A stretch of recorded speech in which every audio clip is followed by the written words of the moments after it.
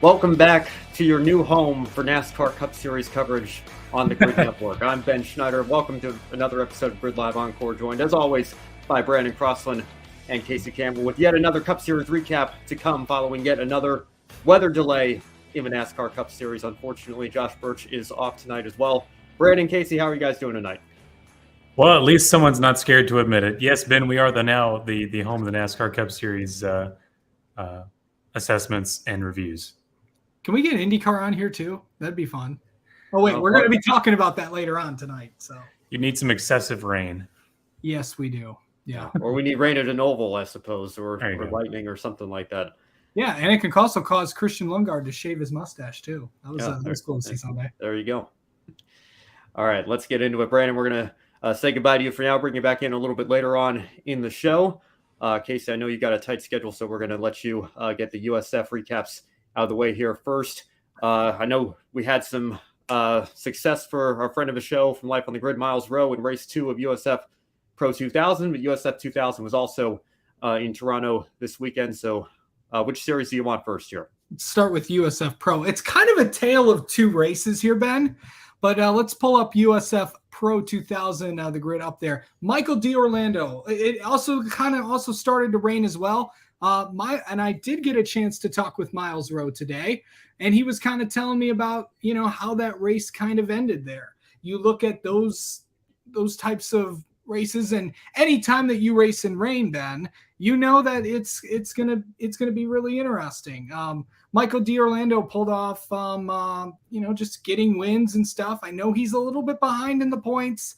Yes, he could realistically come back, but he's got to win pretty much or just have a solid result every week or he's out of the championship.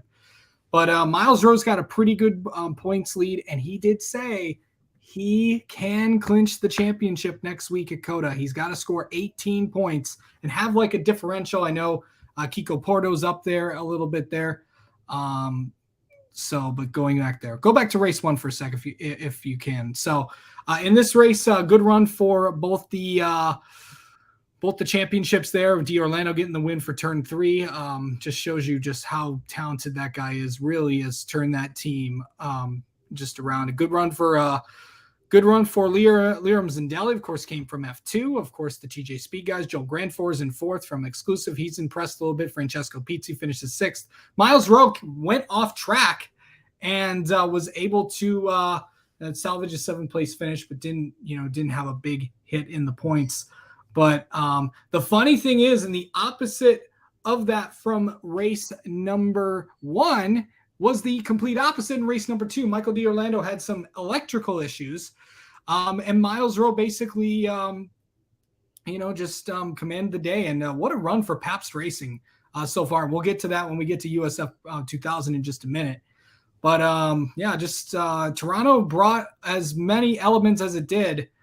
Just a bunch of rain tires and all that. And yeah, it was some pretty fun races there. A good weekend for Liam Zindelli. Got a podium out of it. 2 podiums on the weekend. Christian Brooks, a good run for him in 4th. Francesco Pizzi, good run for him. 2 top 10s on the weekend. And Michael D'Orlando finishing 14th. So next race for this series, they will actually be in COTA August 24th through August 27th. That's actually where USF Juniors will be. That will clear their championship. USF Juniors will actually run another race at Road America before that, the weekend of August 11th through the 13th.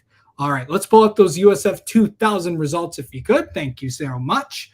What a weekend for Simon Sykes in race number 1, getting a win. Pabst won 2. How about that? Max Garcia finishing 2nd on the day. You got Logan Adams, a good run for the Canadian Matt Clark. Nico Chris, I'm not even going to try to pronounce that. I don't even know how Rob Howden does it with all these names. I'm not as skilled like, Evagoras Papasavas. That's actually how you pronounce it, but I haven't really said his name too many times. We'll get to Nico Christodoulou in a minute. God, I hope I said that right. Because we'll get to him in a minute. He finished top 5 on the day, and he actually ended up winning race number 2. And then Simon Sykes gets another podium. Loki Hughes finishes 3rd. So here's the interesting thing, though. We could have potential of a Pabst championship in both USF 2000 and USF Pro 2000 if all goes right. Now, next race for the USF 2000 series will be at Portland for the championships. 3 races on the day. And of course, Grid Network will be at those races as our fearless leader, Joe Sammiego, will cover both those races. But let me ask you this. You got Miles Rowe, because a lot of people are asking, and I asked him this, and he told me, it's like, I know I've been getting into this question a lot. He does not know what his plans are for next year. What do you, I do know this. I know he will be in Indy next, regardless of what happens. But where do you see him? How do you see him faring out these last 2 weekends? Well, he said it. He expects nothing short of a championship. So I'm certainly not going to argue with him there with the way he's been running. But, it's kind of hard to predict. I don't know. Like you said, Casey, I don't think he has a plan set in stone for a future team that he's going to sign with in Indy next. Obviously, that would be the logical progression at this point, I think, for his career. There's certainly, you would hope, would be a seat open for him based on how he's performed. But I think it's just going to be a waiting game. And of course, for the feeder series, we're still in the middle of July. We're still wrapping these seasons up here. So kind of hard to play the silly season game at this point in the calendar year. We usually need to wait a couple more months for those kinds of pieces to fall into place. So I think remember the season ends in September, that late Labor Day weekend. So usually a lot of these IndyCar rides get announced around October. I know the IndyCar silly season picture also could get very interesting, just like NASCAR. So there's going to be definitely a lot of movement. But yeah, the questions are starting to get asked around the paddock. Where's everybody going to go? Obviously, I think Miles Rowe. If I were a betting man, I think HMD might be a very, very popular landing spot. I know he's, kind of talked with some teams, where he might go, but we'll have to see where it goes. I know he's gotten a lot of support from a lot of different people, and it was fun talking to Miles today. That interview is on my channel, and I'll probably repost it again.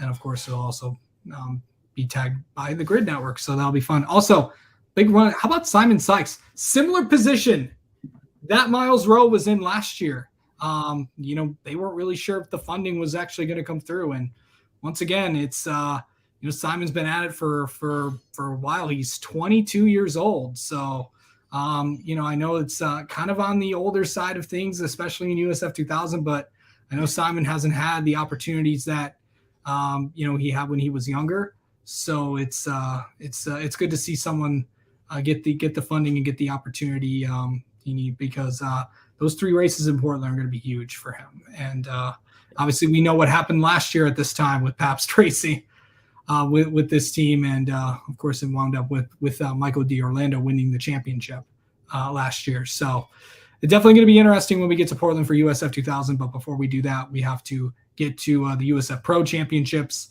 That will be USF Pro will also have their championship in Portland, but they'll have an additional race with COTA, and that's actually where the USF Juniors championship is going to be held. But they'll have also an additional weekend in August at Road America. So we'll keep you updated on that.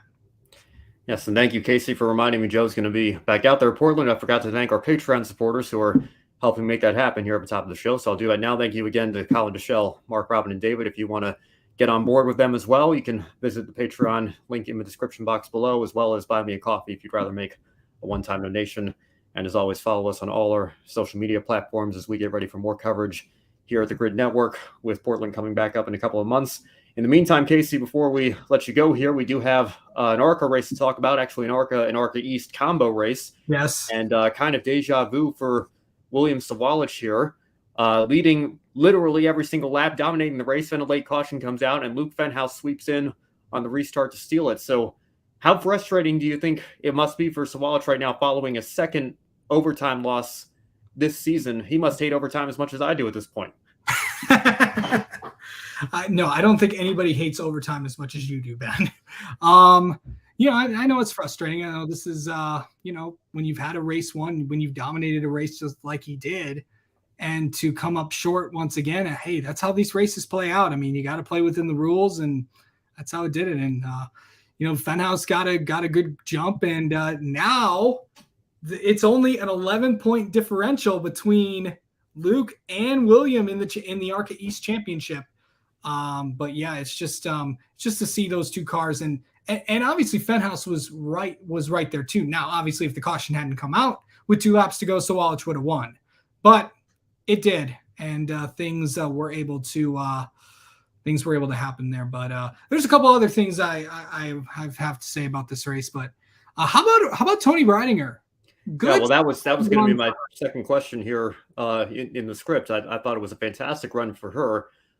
Kind of surprising how strong she was all weekend, being the top qualifying car for Venturini Motorsports, and even passing and outrunning, pulling away from her teammate. I guess we can now pretty much say a champion-elect, actually, in the ARCA Menard Series National Tour, Jesse Love, right. Especially with the questions as to whether or not Frankie Muniz is even going to complete the schedule. He did show up at Iowa. You see them down there in 9th place. Yeah, and he will be at Pocono, by the way. Yeah, and of course he'll be at Pocono with the sponsorship, but he's already signed for that race. But take me through Breidinger's weekend here. Were you surprised at just how strong she was? I feel like this was the most complete weekend she's had in terms of performance in the ARCA Menard Series in her career. Yeah, Tony had a really, really solid weekend. But yeah, she's that car is real, and she has really kind of stepped up performance so far this season, and getting solid top 10, solid top 5s, and running up front. And she was by far the impressive of the Venturini cars on the day. I know Jesse did not have the best day out on the racetrack, and I know Connor Jones struggled a little bit as well.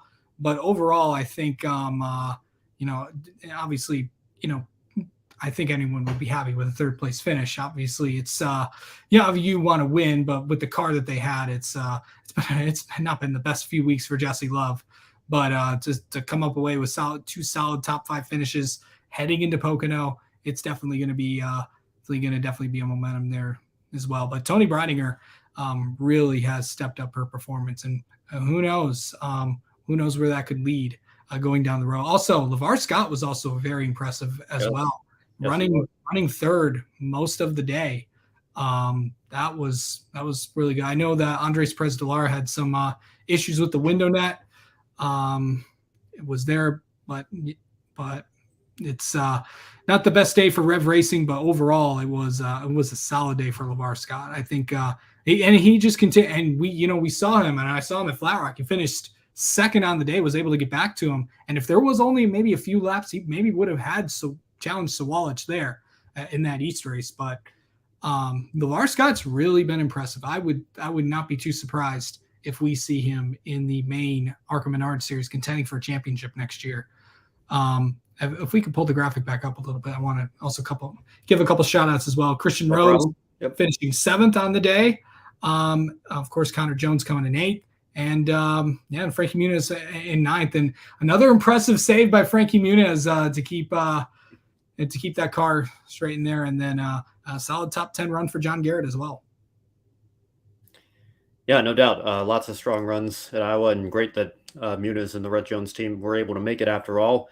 And like you mentioned, they will be at Pocono. No questions there. Yep. Before we let you go, we got a comment from Adam Lummeries. You did apparently say Nico's last name right there. So good job on that. Yay. But in the meantime, Casey, before we let you go entirely here, what's your one shining moment from this past weekend in motorsports from the series we covered here?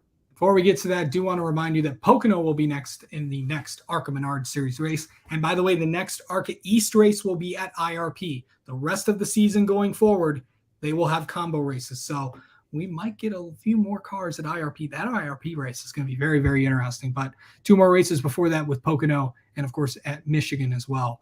Oh, my God. Who should I give my one shining moment to? You know what? I know I'm going to give it to Tony Breidinger. It's just a solid run. I know that Venturini did not have the best day on the track, but Tony probably had her best run in that car. So that's who gets my one shining moment. Yeah, well, you were mentioning Jesse Love, and anybody would be happy with a 3rd place finish. I think when you've won as much as Jesse Love has this year, 3rd place can be a little bit of a disappointment. But Tony Breidinger, you're absolutely right. Like I said, I think the most complete weekend in terms of putting it all together that she's had in her career. She's really stepped it up from where she was the last couple of seasons with the Venturini team. And that progress has been good to see. And I know she's done a few truck starts as well and run solid in those. So we'll see what the future holds for Breidinger as she moves forward in her career here.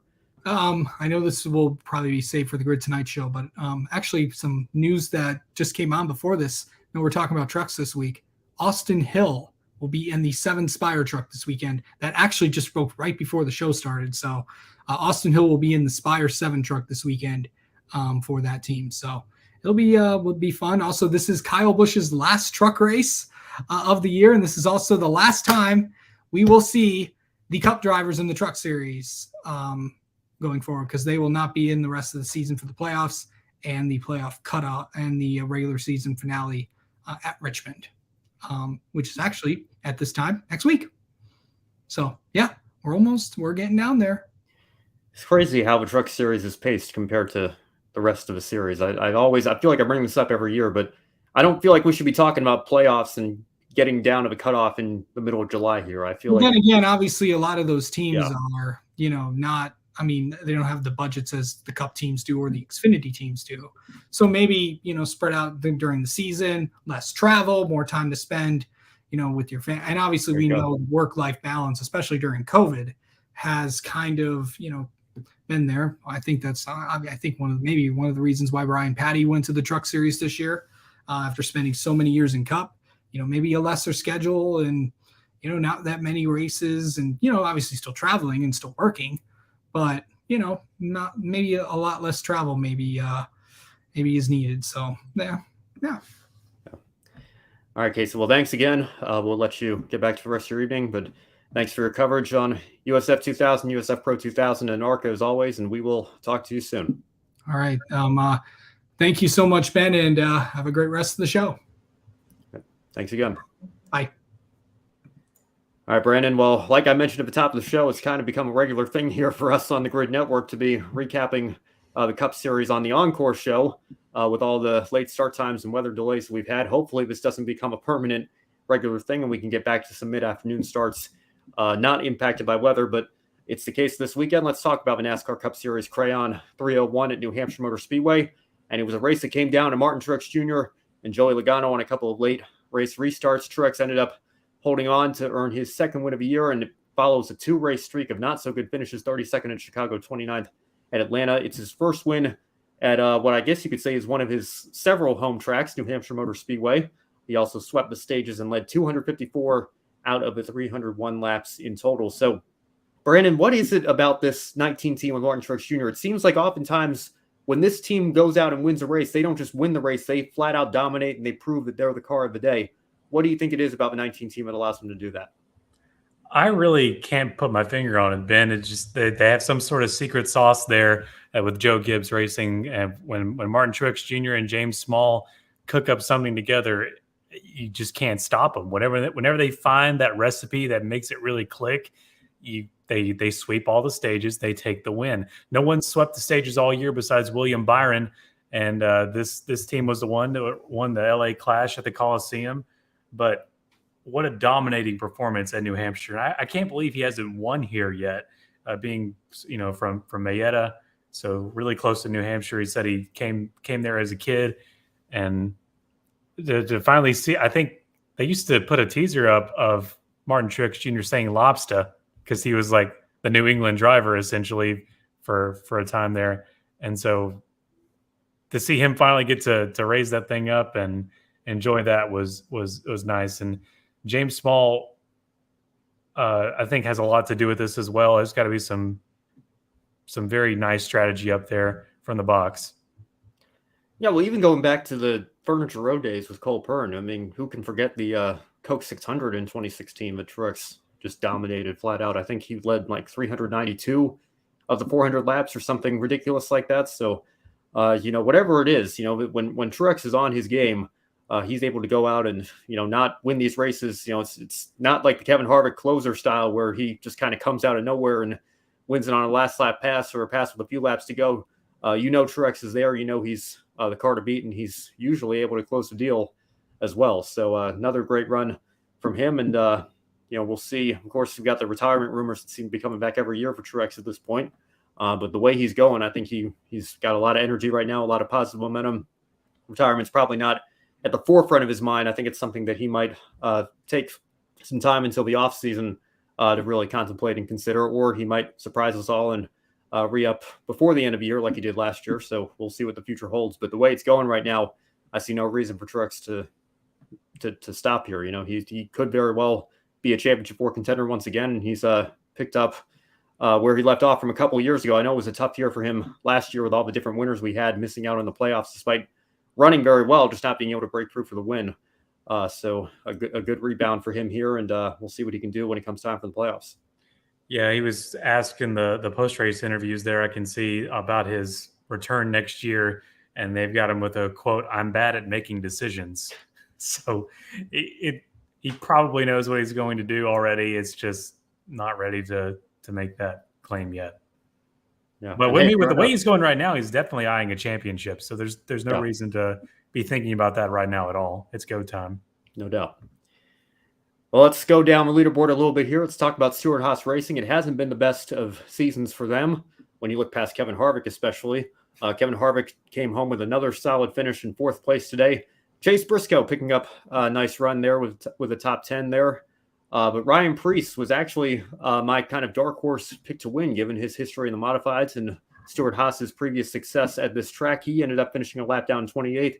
Eric Almirola crashed out of a lead, actually, when a tire came off, and that ended his day. Of course, he won this race a couple of years ago as well. So we know SHR has had a history of success at this track. There were hopes of this maybe being a good opportunity for them to rebound.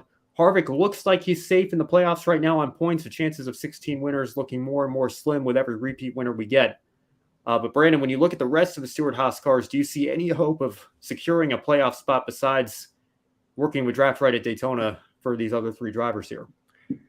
No, I don't. It's really dire there at Stewart-Haas, and really it's a shame that it's this bad looking with Kevin Harvick's last year. That's a shame that that's what he's dealing with in his last season full-time in Cup, but at least he's the one with the best car, right? I mean, he's getting those okay finishes, and it's also kind of looking like he may not even get that win he's looking for before he ends this season. We would hope so, but well, I mean, looking at the rest of Stewart-Haas Racing, look at Eric Almirola today. It was another one of those scenarios I talked about several weeks ago, I guess, of days when he should have won. He was hanging up in the front, started up front for most of the day, and he had, I think it was like a rear, either he hit the wall or he had something break on a restart, and it felt fine before the restart, but then it slammed into the wall. I think it was his right rear or something like that. It looked all terrible and bent up out of shape. But I think as much as people put him down, I think Eric Almirola is the second best driver at Stewart-Haas right now this year. And then it goes down from there, Chase Briscoe, Ryan Preece. And that's kind of how I stack it, in my opinion. Yeah, I feel bad for Ryan Preece because I know that he was really excited about this opportunity. On paper, it looked like the best opportunity of his career by a mile. But with how they performed this year, I don't think Stewart-Haas is necessarily the dream destination that it was even just a handful of years ago, 5 years ago even. So I think it's unfortunate for the rest of them. I think that obviously any of them's got a shot at Daytona. You know how unpredictable and wild that race can be, but it's probably going to take a Hail Mary strategy effort otherwise if they're going to get a win before that, because you look past Kevin Harvick, the other teams just do not have the performance right now, and it's been real unfortunate to see. This will be a nice segue into our final question here in this segment. I've been listening to Sirius XM a little bit in the last couple of weeks, and I've heard Larry McReynolds bring this up a couple of times. We've been talking about Michael McDowell and how he's kind of done the opposite. He's kind of overachieved based on the history of Front Row Motorsports and where they performed. I see him with another solid result today in 13th place. There have been some rumors that maybe McDowell might be in line for a move from a Ford team to another Ford team at a seat opening up potentially to Stewart-Haas, especially should Eric Almirola decide to retire like he was considering a couple of years ago. But at this point, who's to say Stewart-Haas is that much of an upgrade from where Michael McDowell is now at Front Row Motorsports? He's been running very, very strong with that team this year. He's won at Daytona before. He could pull that off again and sneak into the playoffs that way. Still has an opportunity maybe to point his way in even. And he's also known for producing good results on road courses. We have more of those than we've ever had here. So, Brandon, you look at McDowell right now. If he's in the top 16 after Pocono, Michigan, And Richmond, do you believe he's got a shot making the playoffs here?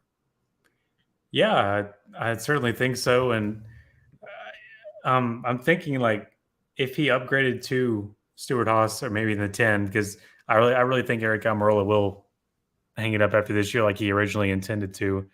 Like it, the ebb and flow of these teams becoming better and worse.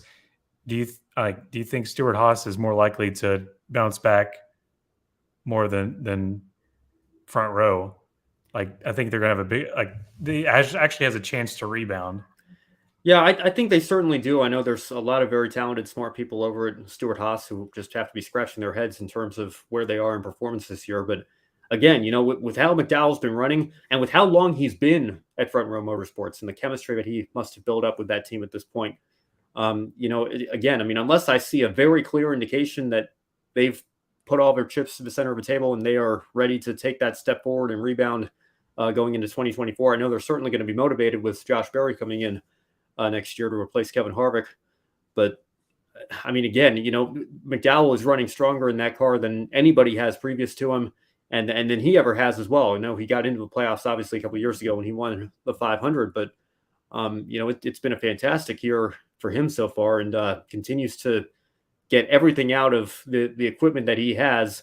And again, you look at what Front Row Motorsports has done in the Truck Series as well. There's a lot of positive momentum surrounding that organization as a whole. And I think some of that's bled over into the Cup program as well. So, again, I think McDowell might just be happy and content where he is at this point in his career. And it's easy to forget how long he's been around as well. The man's approaching 40 years old. So at this point, do you really want to take, a chance on a team that certainly doesn't have the performance that they've been known to have over the last several years, at least at this point in this season? He might just be content to ride off into the sunset for the next few years with his family at Front Row. And I want to give him some credit too for that brand partnership with Loves, like how gelling that's been as well. And then just credit for what he's put up this year. Only one DNF this whole season so far. 1 top 5, 5 top 10s, 12 laps led. That's a lot more than a lot of these guys in front of him on the playoff picture and even the points picture can say. He really has been trucking it back there, no doubt.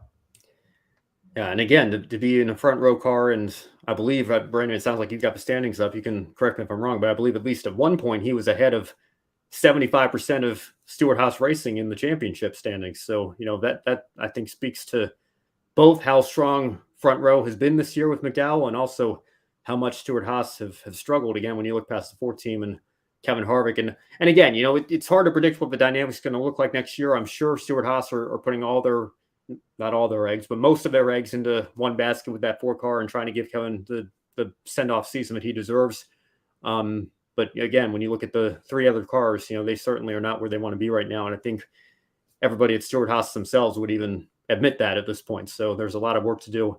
We'll see what 2024 holds. But, if you're McDowell, I think, Front Row might honestly be, as crazy as this would have sounded a couple of years ago, that might be a better option at this point, given the chemistry that you've already built there. So we'll see what happens. Yeah, you're absolutely right. Harvick is the only one ahead of him in points and playoff projection.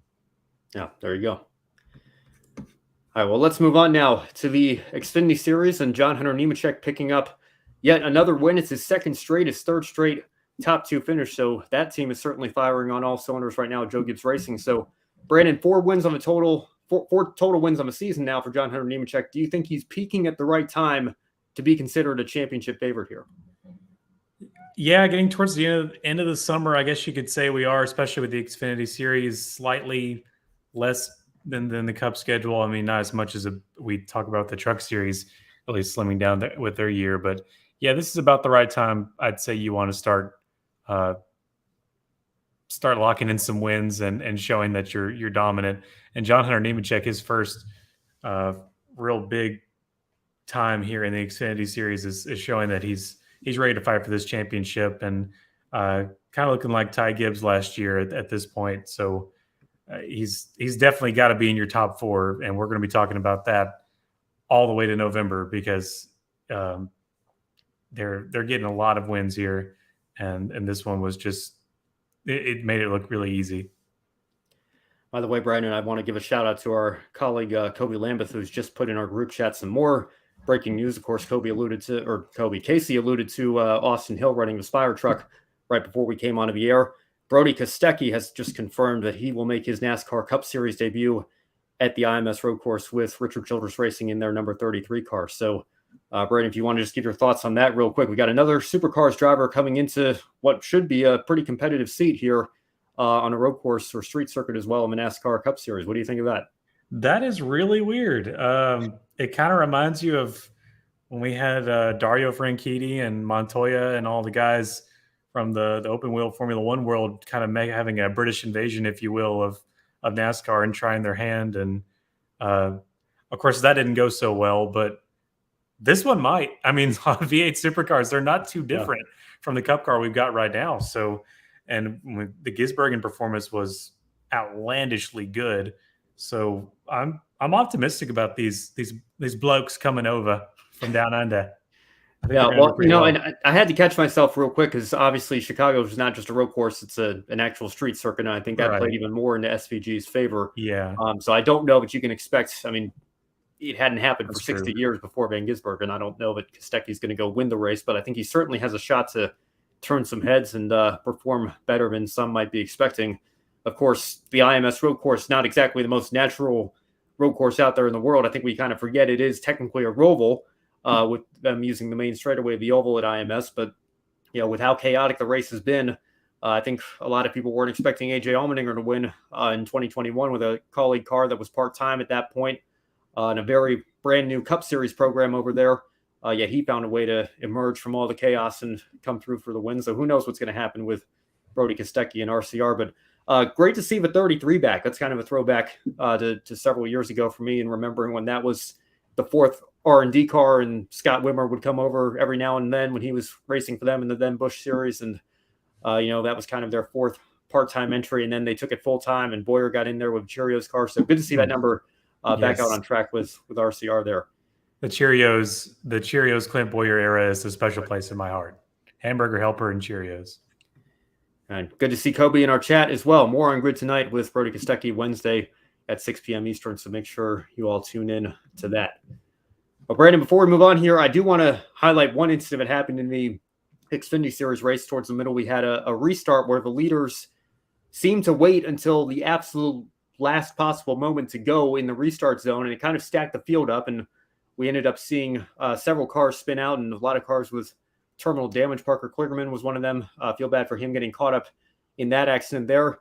Justin Allgaier got caught up in it as well. Fortunately for him, he didn't have as much damage and was able to recover up to a sixth-place finish. But, this kind of reminds me of what was on the minds of a lot of people going into the Chicago race and how restarts were going to work there, and then NASCAR making the decision to go single file and moving the restart zone back quite a ways from where it normally would be. When you think of what we've seen, you want to talk about the IMS road course and the restarts that we've seen there in recent years. I think of what INDYCAR does with their restart zones and kind of restarting the race from a couple of corners back before you get to the start-finish line. Should NASCAR maybe reconsider moving the restart zone back at all their tracks to prevent pileups from happening in the future, so that the field's a little bit more spread out by the time they get on the main straightaway? I mean, it works other places. Why not give it a shot? It really helped. I think it saved Chicago having it on the turn before. I was making fun of it before we got to the green flag, but I'm glad we did it. So I'm glad there's people that are smarter than us that making these decisions. And the way you see like an IndyCar restart, it's always from way back, and it seems to do the job. Although that's a different discipline, granted. But yeah, I mean, I'm picturing like the Geico restart zone being at like in Michigan and being like way back there, like the beginning of turn 4, and how odd that would look. But I'm sure our eyes will get used to it, just like the numbers moving. But like, well, also, I don't know that our eyes are necessarily used to that yet. I think some teams are better than others. Mine are, Ben, on certain teams. Some don't really know how to use it. Some do. Certain teams, there you go. Yeah. I think it depends on the scheme. Yeah, and just kind of what those numbers were associated with before. But anyway, that's besides the point. That makes me wonder, like, do we really need now, this might be a dumb question. Do we really need a restart zone, or can we have a restart line? if that's the issue of when in the zone they think they, I mean, the leader has the decision of when to start the restart in that zone, but can we make it like after this line, like they are expected to go? But I know that there's people smarter than me that are making these decisions that have made this already. Yeah, I mean, and it's a good question, and it's not only unique to NASCAR. We've seen it more often in Formula One these days, where you got Lewis Hamilton out there in his dominant Mercedes, or Max Verstappen nowadays in his dominant Red Bull, and they're waiting on a safety car restart until the absolute latest point so that they can get a jump on the field and not have to worry about others getting in the slipstream and overtaking them.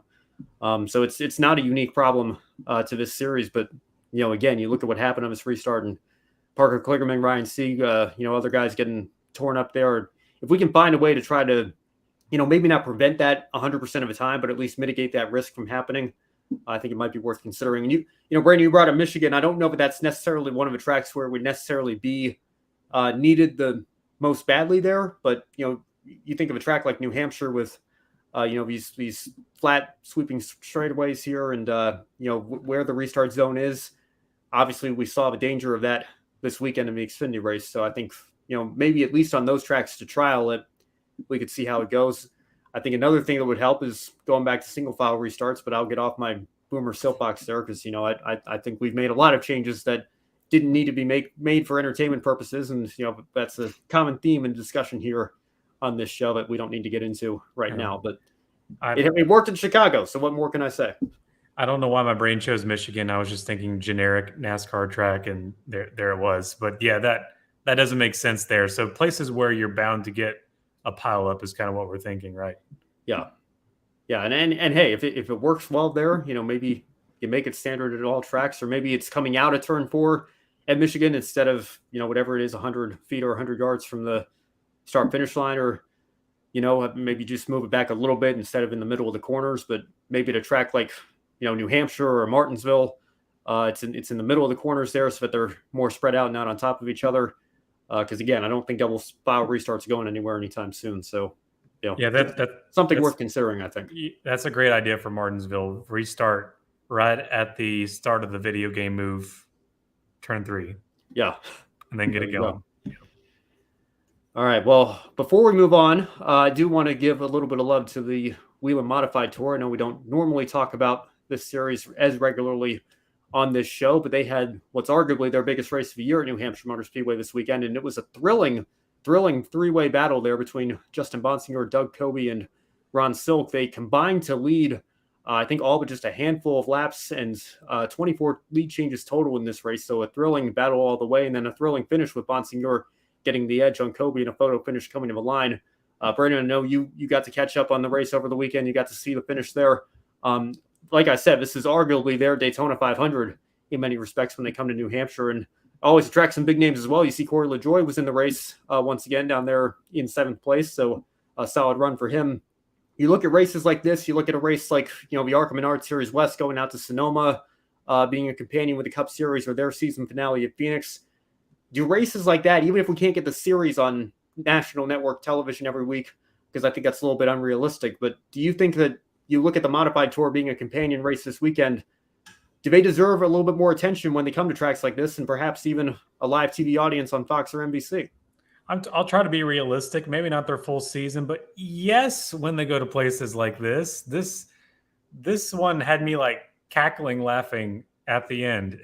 Like that was pretty awesome to watch. And like these are open wheel stock car beasts that we made a long time ago. One of the first things that NASCAR ever made was the modified, and it's so cool to see these things get unleashed at a place that arguably they do a better show, better performance really than the Cup car does at New Hampshire. Like they are made for this place, and it was just on full display with Bonsignor, and he was not afraid to go navigate his way through there. And those Nerf bar, Schmurf bar, he's ready to just go through there, and like even if they're locking wheels, it doesn't matter, which he did with each other. That was just a great finish there, and it seems like we get those more times than not, especially in New Hampshire and when they go to places like that on the bigger stage. Yes, I really wish there was And I wish I knew how to watch this. Like, I keep forgetting like that this is coming up, that this is on. And I said this last year probably, and I wish I was more prepared to watch these things because they're so fun to see. Yeah, I understand, people are in the business of making money, and flow racing is certainly no exception there, but it is certainly an expensive subscription that we're asking the fans to pay for here. But I think if you're committed to using it enough throughout the season, and certainly I know we are with the series we cover here with ARCA East, ARCA West, and trying to catch as many of these modified races as we can, and then of course all the other series and flows lineup. I think it's worth the investment in many respects, especially when you come to a track like this, because like you mentioned, Brandon, it was an absolutely thrilling finish, and congratulations again to Justin Bonsignor, somebody who I think when you look at the names that have made it into the Hall of Fame, and some of the legends of the sport that we think of, like Richie Evans, Ted Christopher, Mike Stefanik. The modifieds are no small part of NASCAR's history, and the rate Bonsignor's going, the amount of wins and championships he's racked up, we might see him on the Hall of Fame ballot one of these days, because he is certainly making a name for himself. And I'm with you. I wish that there was a little bit more coverage, not just in terms of television coverage, but I wish, I know we have NASCAR Roots pumping it out on their socials every weekend, but Like when you get a finish promotion. like this, especially, Yeah. this is when you got to, like NASCAR and NBC's got to be all over this and pumping it out on their platforms as well. Yeah, like why are we not talking about like in they might be in NASCAR America, I don't know, but like even in the pre-race, like I know they couldn't really get a pre-race because of all the rain, so never mind. But whenever we do go there next year, and be like, and look what happened, like Rick Allen saying, and look what happened the other day here with the modified tour, like in the pre-race, just getting people hyped up for the day. Like in any way you can promote this series, please do it. Yeah, take a look at what he did. Yeah, Hopefully, and when Matt Fox Williams comes, they can do put it out. Yeah, there you go. All right. Well, speaking of the Hall of Fame here and some legends of the past, let's wrap it up with an open segment tonight, because we did have some news. Finally, a little bit later in the year than we usually get this to be released. I know I can speak from personal experience, having gone to the Hall of Fame this past April. Tour guide actually mentioned this, that the reason the list of nominees was delayed was because they were trying to decide if Jimmy Johnson was eligible or not, and they've made their decision. He is, as is his longtime crew chief, Chad Knaus. They are on the modern era ballot. Donnie Allison is the new nominee on the Pioneer ballot after Herschel McGriff went in last year. So, Brandon, let's start with the modern era ballot. Do we even need to have a discussion, or is this you walk in, you know exactly which two names you're going to check off, and then you're all set because these two are a lock? And even if Chad Knaus isn't a lock, how can you not put him in with Jimmy Johnson at the same time?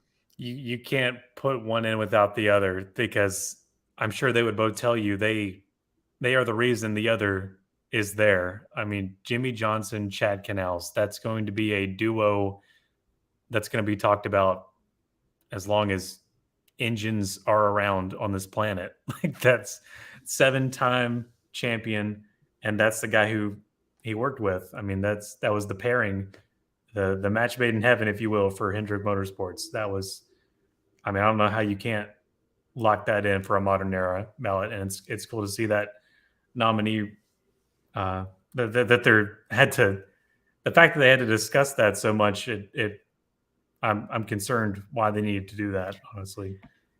Yeah, well, I think it just comes down to eligibility, and Jimmy is back part-time this year, but Jeff Gordon came back for a partial season when Dale Jr. got hurt. Matt Kenseth came back in a very weird situation with Chip Ganassi, and they didn't delay his eligibility for a year after that.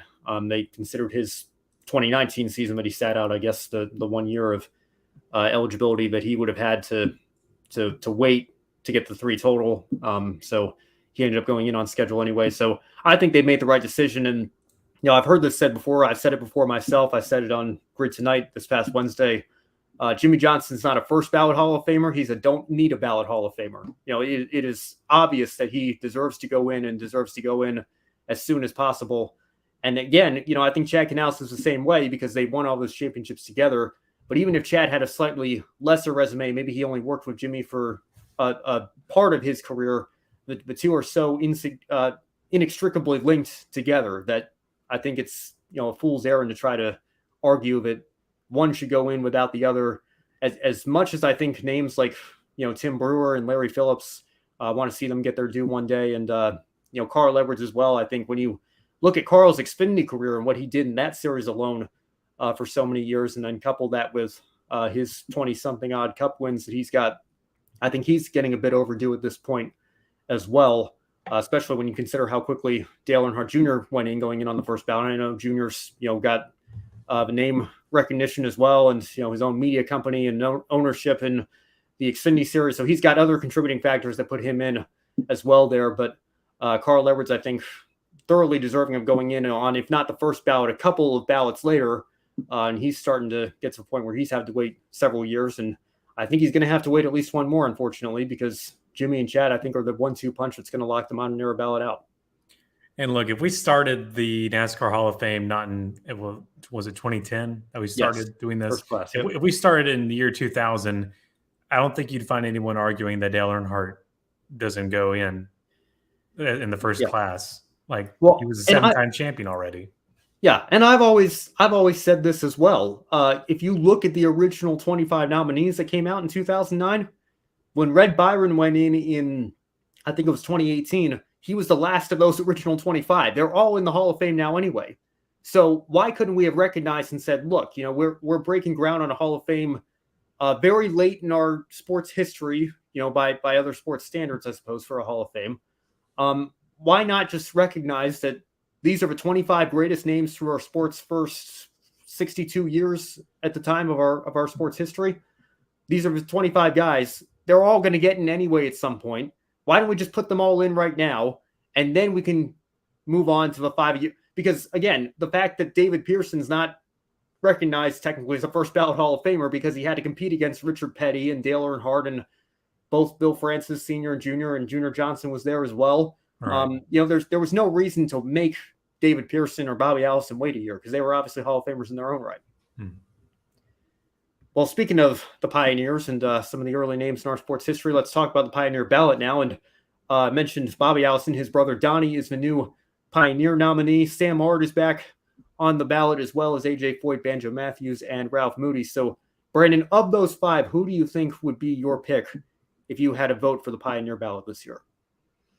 It's completely subjective, I guess. Like, it just depends on how much these names hold value to you. Like, which ones you recognize the most. And for me, it's Donnie Allison and AJ Foyt, honestly. And I mean, Ralph Moody would be a close third, but I mean, honestly, I'm pretty dumb on who Banjo Matthews is. Now, that's a pretty cool name, but I could go open this NASCAR history book I got sitting over here and probably find his name, I'm sure. But I'm pretty ignorant on. I've heard Sam Ard's name, but I'm pretty ignorant on who he was and what he did. Well, I will tell you, Sam Ard is actually going to be my pick. Okay. And the reason for that is the same reason that I picked Herschel McGriff last year. I think we need a little bit more representation of non-Cup Series names going into the Hall of Fame. And, Sam Ard his career was unfortunately cut short due to some injuries and an accident that took him out in the end of, I think it was the 1983 season. But when you look at the first couple of years of the modern Xfinity Series, what we know today, what was back then the Busch Series, Sam Ard was, at the top of absolutely everything, on top of the world, winning races left and right.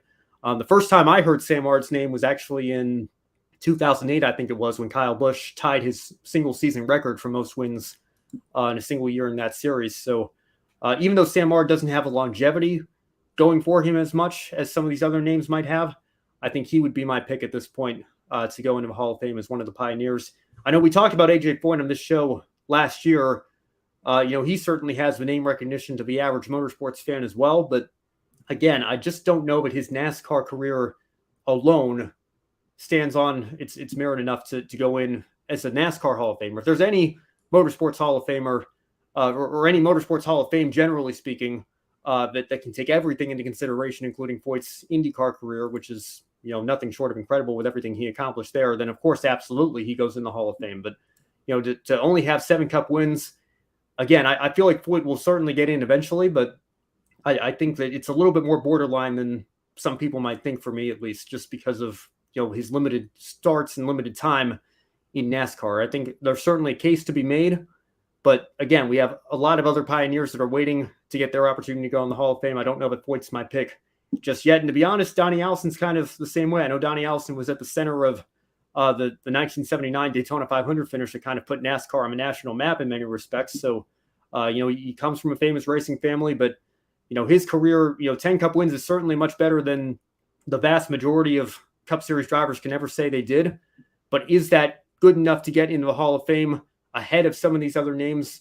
Banjo Matthews, a fantastic car owner and car builder.